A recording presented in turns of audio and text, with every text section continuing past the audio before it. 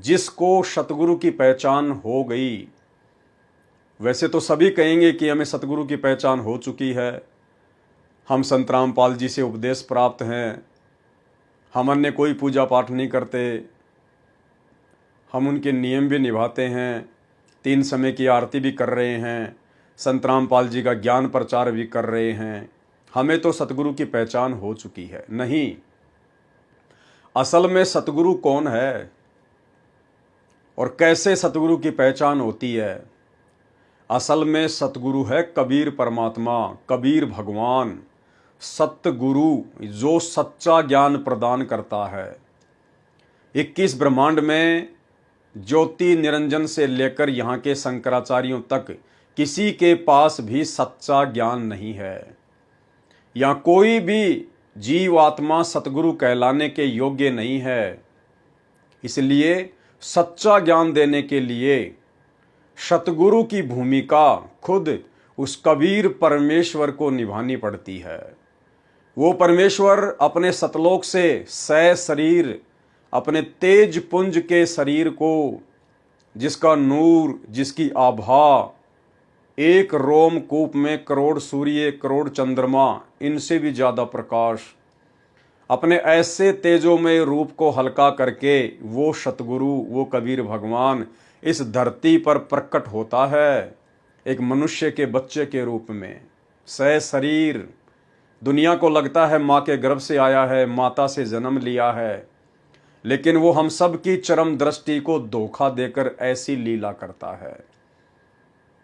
और फिर अपने विषय में बताया कि ना सतगुरु जननी जने जाके माना बाप, और पिंड भ्रमण से रहित है ना वहां तीनों ताप।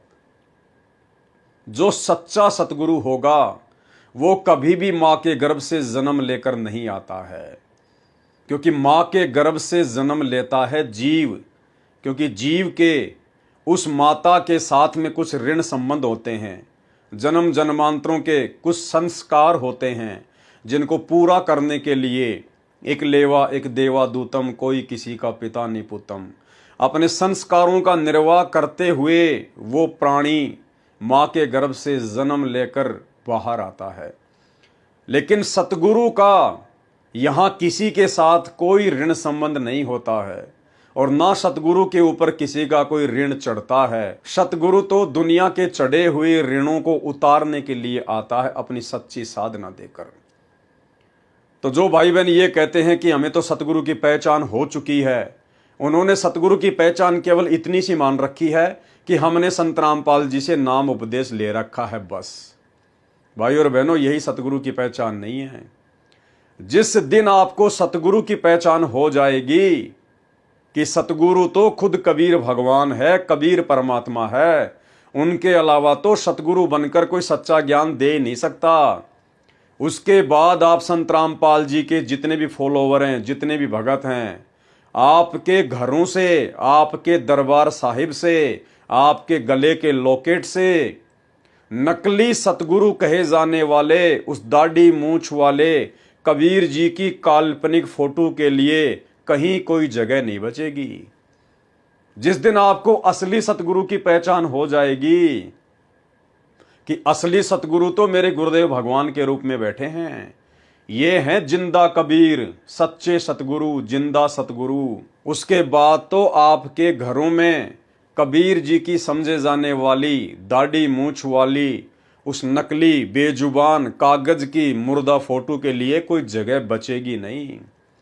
क्योंकि परमात्मा कहते हैं एक कै साधे सब सदें, सब साधे सब जाए, और माली सींचे मूल को फले फूले अगाए।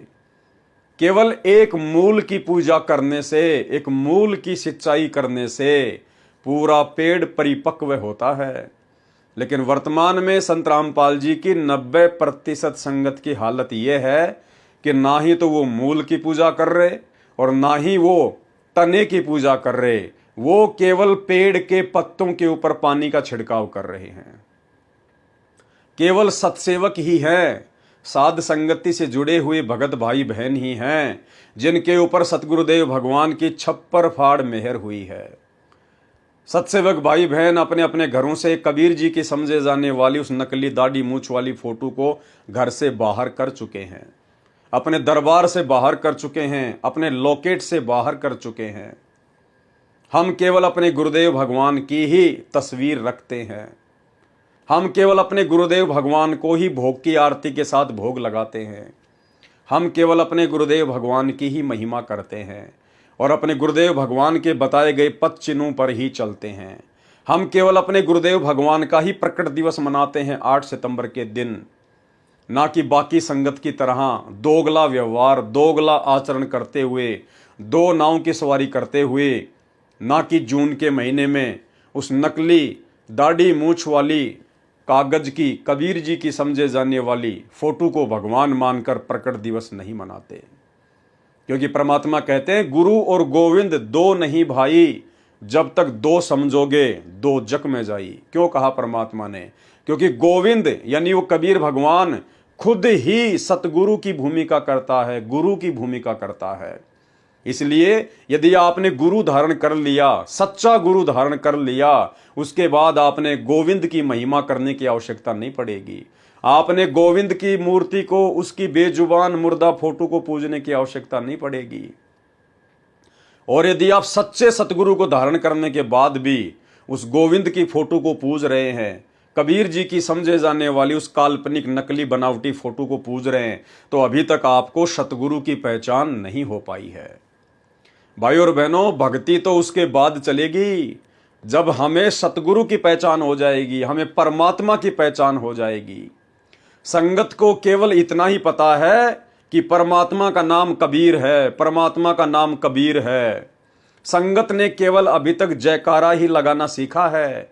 वेदों में प्रमाण है, कबीर देव भगवान है, लेकिन आज सतलोक आश्रमों में जाने वाली उस 90% संगत को ये नहीं पता कि वास्तव में वो जिस कबीर का जयकारा लगा रही है और कबीर जी की जो तस्वीर उन्होंने अपने दिलो दिमाग में बना रखी है दाढ़ी मूछ वाली, असल में वो कबीर वर्तमान में कहाँ है, वो कबीर वर्तमान में कौन है? क्योंकि उस कबीर के सह शरीर धरती पर आए बिना आप और हम लाख जन्म भी काल के बंधन से बाहर नहीं हो सकते। तो भाई और बहनों, इन सभी बातों की जानकारी करवाने के लिए, इन गूढ़ रहस्यों की जानकारी करवाने के लिए ही सतगुरु ने पिछले 30 वर्षों से आप और हमें दिन रात एक करके दुनिया से दुश्मनी मोल लेकर ये तत्व ज्ञान दिया है, दुनिया का सर्वश्रेष्ठ ज्ञान दिया है, ताकि मेरी आत्माएं, मेरे भगत इस ज्ञान को आधार बनाकर और सतगुरु रूप में मुझ कबीर की पहचान कर लें। लेकिन यहां भी संगत काल प्रेरणा से धोखा खा रही है। केवल चंद पुण्य आत्माएं, जिनको सत्सेवक कहा जाता है, जो साध संगति से जुड़े हुए हैं, केवल वही चंद पुण्य आत्माएं अपने गुरुदेव भगवान को असल में पहचान पाई हैं। तो भाई और बहनों, जिस दिन हमें सतगुरु की पहचान हो जाएगी, सतगुरु शब्द की परिभाषा से हम जिस दिन परिचित हो जाएंगे, गुरुदेव भगवान कहते हैं उसके बाद तो तुम्हारी भक्ति आगे शुरू होती है। अन्यथा सतगुरु की पहचान किए बिना तुम्हारी भक्ति शुरू भी नहीं है, चाहे तुम्हें कोई भी नाम क्यों ना प्राप्त हो गया हो। तो ये भक्ति वर्तमान में केवल साध संगति से जुड़े हुए भगत भाई बहनों की शुरू हुई है, और उसके बाद में मर्यादा, उसके बाद में नियम। भक्ति भले कम हो जाए, गुरुदेव कहते हैं भक्ति भले कम हो जाए, किसी दिन किसी विशेष परिस्थिति में अगर आप जी आरती ना कर पाओ, सुमरण मंत्र थोड़े कर पाओ तो चलेगा। यदि आपने जिस दिन मर्यादा तोड़ दी जरा सी भी, तो आपका सबसे बड़ा नुकसान हो जाएगा। आपका कनेक्शन परमात्मा से तुरंत कट आउट हो जाएगा। तो परमेश्वर ने भक्ति से ज्यादा महत्व मर्यादाओं को दिया है। और उदाहरण दिया है डॉक्टर का, कि डॉक्टर भी मरीज का ऑपरेशन कर देता है, इलाज कर देता है, और छुट्टी देते समय उसको सारे परहेज बताता है, उसको सारे नियम बताता है कि आपने खट्टा नहीं खाना या मीठा नहीं खाना या आपने चटपटा नहीं खाना। और डॉक्टर भी यही कहता कि भैया गोली दवाई भले ही भूलवश एक टाइम यदि कम खा लोगे तो चलेगा, यदि मर्यादा तोड़ दी और खट्टा मीठा खा लिया तो कोई फायदा नहीं होगा ये दवाइयाँ खाने का, ये भक्ति करने का। तो भाई और बहनों, मर्यादाओं का भक्ति मार्ग में इतना विशेष महत्व है, और ये मर्यादाएं बिना सतगुरु की विशेष रजा के, बिना सतगुरु के विशेष आशीर्वाद के ये प्राणी निभा नहीं सकता है। और सतगुरु का विशेष आशीर्वाद उसी समय प्राप्त होगा जब हम सतगुरु की पहचान कर लेंगे, और सतगुरु की पहचान सतगुरु की विशेष वीआईपी रजा के बिना संभव नहीं है। तो भाई और बहनों, ये आप और हम साथ संगति से जुड़े हुए भाई बहनों का कोई विशेष सौभाग्य है, कोई पिछले जन्मों का विशेष कोई वो कर्म है जो परमेश्वर ने आज अपनी करोड़ों की संगत में से हम चंद पुण्य आत्माओं के ऊपर इतनी बड़ी रजा बख्शी है। आप और हम भाई बहनों ने परमात्मा की इस रजा को इसी प्रकार से बरकरार रखना है, बना के रखना है। अगर इसी मनुष्य जन्म में और इसी कलयुग की बिचली पीढ़ी में सतगुरु रामपाल जी भगवान के धरती पर प्रकट रहते सहते यदि अपना आत्म कल्याण करवाना है तो देखो, सतगुरु किसी को कुछ नहीं कहेगा। सतगुरु ने सृष्टि रचना के माध्यम से क्लियर कर दिया है, सतगुरु ने अपने सत्संगों में सब कुछ क्लियर कर दिया है कि भैया मेरा तो इस काल के साथ में एग्रीमेंट है, अनुबंध है। काल ने कहा था परमात्मा, आप जबरदस्ती किसी को सतलोक लेकर मत जाना, क्योंकि काल को पता था, वो डरता है कि ये समर्थ भगवान है, ये चाहे तो एक सेकंड में यहां से सबको लेकर जा सकता है। जिस प्रकार इसने सतलोक से दुर्गा के अंतःकरण में सूक्ष्म रूप में समस्त आत्माओं को यहां पर भेज दिया था, तो उसने कहा था कि हे समर्थ भगवान, मेरी एक विनती है आपसे, मेरी अर्ज है, आप बाई फोर्स जबरदस्ती किसी भी आत्मा को सतलोक लेकर मत जाना। आप केवल अपना ज्ञान समझाना, अपनी मर्यादा बताना, अपने नियम बताना, अच्छे बुरे कर्मों की जानकारी देना। जो आपके नियम मर्यादाओं में रहकर आपकी भक्ति करे वो आपका, बाकी को आप मेरे लिए छोड़ देना। तो परमात्मा ने कहा था तथास्तु, ऐसा ही होगा। भाई जो मेरे नियम में नहीं रहेगा, जो मुझे परमात्मा नहीं मानेगा, जो मुझे अलग और परमात्मा किसी और को मानेगा, जब मैं गुरु रूप में जाऊंगा तो मुझे तो केवल अपना गुरु मानेगा और परमात्मा किसी और को मानेगा। तो ऐसी आत्माओं को भला मैं सतलोक में ले जाकर क्या करूंगा? ऐसे आधे अधूरे तो ये सतलोक में ना पड़े थे पहले, इसीलिए तो यहां पर तेरे साथ में धक्के मारने पड़े। तो भाई और बहनों, मर्यादाओं का हमने विशेष तौर पर ध्यान रखना है। सतगुरु जबरदस्ती नहीं करेगा। एक सत्संग में गुरुदेव ने कागभूषण के पहले वाले जन्मों की जानकारी देते हुए बताया था कि एक बार अवंतिका नगरी में काल पड़ गया था और कागभूषण उस नगरी को छोड़कर किसी दूसरे नगर में चला गया जहां पर काल का प्रभाव नहीं था। वो एक मंदिर में एक पुजारी के पास में रहने लगा। पुजारी उसे अपने बेटे की तरह रखने लगा। पुजारी शिव जी का भगत था और पुजारी ने कहा कि बेटा दीक्षा ले ले, भक्ति कर, दीक्षा ले ले, भक्ति कर, मनुष्य जन्म बड़ा दुर्लभ है। लेकिन कागभूषण को ये बातें समझ में नहीं आई और काफ़ी समय पंडित जी के साथ में रहते सहते उसको काफ़ी कुछ कथाएं याद हो गई जो श्रोताओं को पंडित जी की गैर हाजिरी में सुनाता था। कागभूषण युवा था, सुरीली आवाज़ थी, पंडित जी से भी अच्छा गा गा के श्रोताओं को सुनाया करता था और श्रोता उसकी प्रशंसा किया करते थे कि वाह भाई वाह, आपने तो गुरुजी को भी फेल कर दिया। कागभूषण में काल ने हवा भर दी। एक दिन उसने अपने गुरुजी का सम्मान नहीं किया। गुरुजी जब आए तो कागभूषण अपने प्रशंसकों के बीच में बैठा रहा, गुरुजी का आदर सत्कार खड़ा होकर नहीं किया। उसी समय शिव भगवान ने आकाशवाणी की कि हे दुष्ट आत्मा, तू अपने गुरुजी का आदर सत्कार नहीं कर सकता, मेरे लोक में आके तू क्या करेगा? यही बकवाद तू यहां करेगा? तुझे श्राप देता हूं, 1 लाख वर्ष तक तुझे नरक भोगना पड़ेगा। पंडित जी ने जब आकाशवाणी सुनी तो पंडित जी ने शिव भगवान से प्रार्थना की और उस समय गुरुदेव ने बताया कि पंडित जी को इस बात का नहीं पता था। पंडित जी तो अपनी धुन में मस्त था, वो तो अपनी शिव जी की पूजा पाठ करने के लिए आश्रम में आया था। उसने ध्यान नहीं दिया कि कागभूषण कहाँ बैठा है, क्या चल रहा है, क्या नहीं चल रहा है।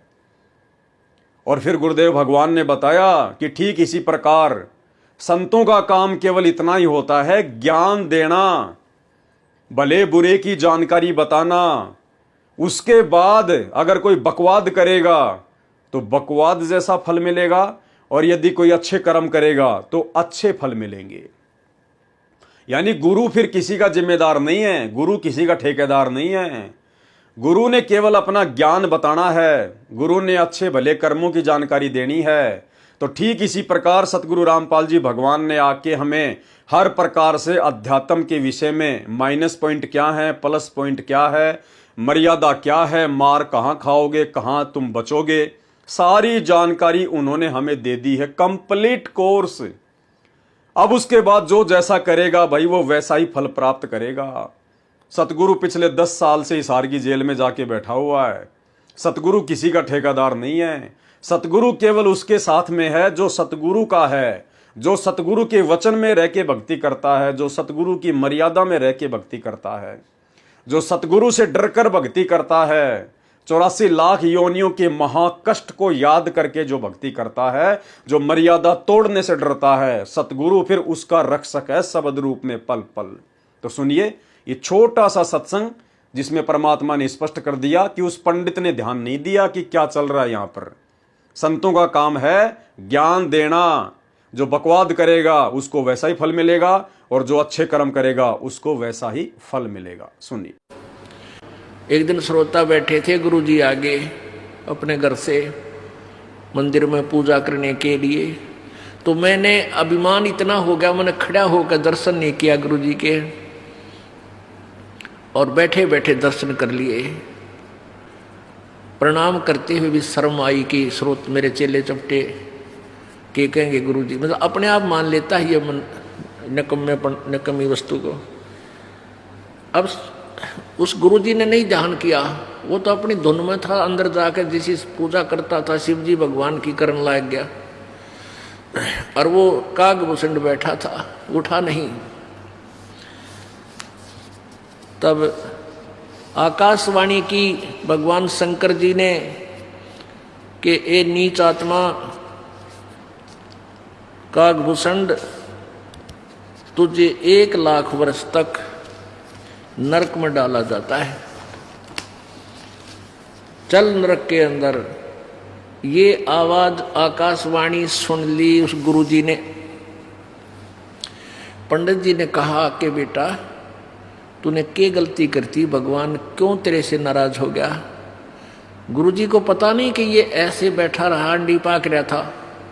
वो तो साधु संत थे, उन्होंने ज्ञान देना था, वो दे दिया। को बकवाद करे तो बकवाद का फल मिल जाएगा, और उसके ऊपर उस नियमों पर चलेगा तो उसको मालिक अच्छा फल दे देगा। वो तो साधु संत थे, उन्होंने ज्ञान देना था, वो दे दिया। को बकवाद करे तो बकवाद का फल मिल जाएगा, और उसके ऊपर उस नियमों पर चलेगा तो उसको मालिक अच्छा फल दे देगा। और कहा आजा बेटा माफी मांग, भगवान ते हाथ जोड़ के आप भी खड़े हैं, और अपने शिष्य को भी कह रहा बेटा माफी मांग भगवान ते। इसके अलावा भाई और बहनों, परमात्मा ने मर्यादाओं को लेकर और एक बात बताई है। परमेश्वर ने धम्मकीर्ति का उदाहरण दिया। धम्मकीर्ति क्या होते थे? पुराने समय में राजा महाराजाओं को जो हीरे की प्राप्ति करवाया करते थे पहाड़ों से, उनको धम्मकीर्ति कहा जाता है। उन लोगों में एक विशेष कॉमन सेंस होती थी। उनकी सुरती पहाड़ के अंदर जो हीरा होता था उससे कनेक्टेड हो जाती थी, और वो राजा लोगों को बता दिया करते थे कि अब हीरा इस दिशा में चल रहा है और इतनी देर में वहां पहुंच जाएगा, आप जी वहां पर खड्डा खुदवा दीजिए। राजा वहां पर मजदूरों को लगाकर खड्डा खुदवा दिया करता था, और जैसे ही हीरा अपनी विशेष गर्मी से पहाड़ को चीरता हुआ उस खड्डे तक पहुंचता था, आगे रास्ता ना मिलने के कारण खड्डे में गिर जाता था, राजा लोग उसको प्राप्त कर लिया करते थे। तो गुरुदेव भगवान ने बताया कि जैसे धम्मकीर्ति हीरे को जाने, न्यू सतगुरु मारे चोट निशाने। सतगुरु धम्मकीर्ति की तरह होता है। वो धम्मकीर्ति हीरे से अपनी सुरती को कनेक्ट कर लेता है, और संकेत ही संकेत में, इशारों इशारों में राजा को बताता रहता है कि इतनी स्पीड से आ रहा है, अब आप जी ये कीजिए, अब आप जी वहां पर गड्ढा खोदिएगा। ठीक इसी प्रकार सतगुरु भी केवल अपना ज्ञान देता है, सतगुरु मर्यादा बताता है, सतगुरु माइनस पॉइंट बताता है, सतगुरु प्लस पॉइंट बताता है। उसके बाद जो शिष्य उनके संकेतों को फॉलो करेगा, उनके नियमों को मर्यादाओं को फॉलो करेगा और भक्ति करेगा, वही वो भक्ति रूपी हीरा प्राप्त करेगा। अन्यथा सतगुरु जबरदस्ती किसी का चोटा पकड़ के सतलोक नहीं ले जाएगा। सुनिए सत्संग। फिर आगे क्या बताते हैं, पूरे गुरु के बिना ये काम नहीं बनता। सुकच मीन सतगुरु हो आए, जिन ये भेदी भेद बताया। कर्म कुसंगति खारा नीरा, मोती खंड होत नग हीरा। बैरा गर्दम गिरती पावे, चलता हीरा तुरत लखावे। दम गिरती हीरे को जाने, न्यो सतगुरु लावे चोट निशाने। अब ये हीरा जो होता है ना, एक हीरा, ये पत्थर में बन जाता है, पत्थर में होता है, पहाड़ में। और इसकी इतनी ताकत होती है इसमें, ये कुछ ऐसी गर्मी पाकर के वहां पहाड़ की, और ये पत्थर को फोड़ता, उसके अंदर से चल चल चल करता हुआ चल पड़ता है, जिधर भी इसकी दिशा बन जाती है। तो पहले राजा लोगों के पास एक धमगिरती होते थे। धमगिरती वो क्या होती है, उनके अंदर एक ऐसी कॉमन सेंस होती है, ऐसी उनकी सुरती लगती थी, वो ध्यान से यानी अपनी ऐसी सुरती को पत्थर से पहाड़ पर तचा देते थे कि वो हर उस पत्थर की, उस हीरे की दिशा को बता देते थे कि ये इधर को चल रहा है। अब जैसे उनके पास बैठ जाते पहाड़ के, और उस आवाज से, अंदर हो रही आवाज बहुत गहरे, किसी को नहीं सुन रही वो बाहर, उसकी सुरती उससे कनेक्ट हो जाती, और वो फिर सुनता है ऐसे कान से लाकर कि वो इधर उसकी दिशा है, वो बता देता इधर आ रहा है, इस स्पीड से आ रहा है। तो आगे जाकर राजाओं से बता देते थे कि यहाँ एक खोद दो इसको गड्ढा, इस पहाड़ के बीच में या खुदाई करवा दो, ये वहां तक इस समय में पहुंच जाएगा। तो वहां जाकर के आगे उसको पत्थर को कटवा देते थे राजा लोग मजदूरों से फटाफट, और वो हीरा आता और उसके अंदर से आके, क्योंकि आगे रास्ता उसको मिलता नहीं, गड्ढे में खड़क दे ही निकल जाता, वो हीरा फिर राजा लोग प्राप्त कर लेते थे। तो क्या बताते हैं, बैरागर धम गिरती पावे, चलता ही तुरत लखावे। बैरागर इसको हीरे को बोलते हैं। और चल धम गिरती पावे, बैरागर धम गिरती पावे, चलता हीरा तुरत लखावे। अब कहां लाए हैं इस पॉइंट को, धम गिरती हीरे को जाने, नो सतगुरु लावे चोट निशाने। कि जैसे धम गिरती वो हीरे की परख करने वाला कि किधर को जा रहा है, यहाँ चोट मार दो, यहाँ खाली कर दो, या काट दो इसको, यहाँ ये हीरा आएगा। कहते हैं धम गिरती हीरे को जाने, नो सतगुरु लावे चोट निशाने। ऐसे परम संत, पूर्ण संत इस मुक्ति रूपी हीरे को आपको प्राप्त कराने के लिए वो निशाने पर चोट मरवाता है। ऐसी साधना करो, ऐसी रहनी रहो, और ये सत्सार नाम इसकी ऐसी पूजा करो। तो भाई और बहनों, ये सारी बातें आप जियों को इसलिए बताई जा रही हैं क्योंकि आज का हमारा जो वीडियो है भक्ति और भगवान पुस्तक को लेकर, आज उसमें मर्यादाओं को लेकर जानकारी है। जो नियम गुरुदेव भगवान ने हमें दिए हैं, जो मर्यादाएं हमें फॉलो करने के लिए दी हैं, आज हमने उन मर्यादाओं को फिर से देखना है, पढ़ना है। गुरुदेव भगवान ने जो 21 नियम हमें दिए हैं प्रथम नाम दीक्षा के समय, लगभग अपनी प्रत्येक पुस्तकों में गुरुदेव भगवान ने उन नियमों का जिक्र किया है। और जिन नियमों को रोजाना नहीं तो कम से कम सप्ताह में एक बार तो हमने पढ़ना ही पढ़ना चाहिए। लेकिन विडंबना यह है कि किसी को तो 1 साल हो गई, किसी को 2 साल हो गई, किसी को 5 साल हो गई, और कोई तो ऐसे हैं जिन्होंने नाम दीक्षा लेने के बाद कभी उन नियमों को उठाकर भी नहीं देखा। जबकि नियम तो भक्ति की जड़ हैं, भक्ति के प्राण हैं। इनको यदि रोजाना हम ना देख सकें एक बार मोटा मोटा, तो कम से कम सप्ताह में तो हम भाई बहनों ने इन नियमों को एक बार जरूर रिपीट करना चाहिए, इनको पढ़ना चाहिए, ताकि यादें ताज़ा बनी रहे और हम गलतियां करने से बचें।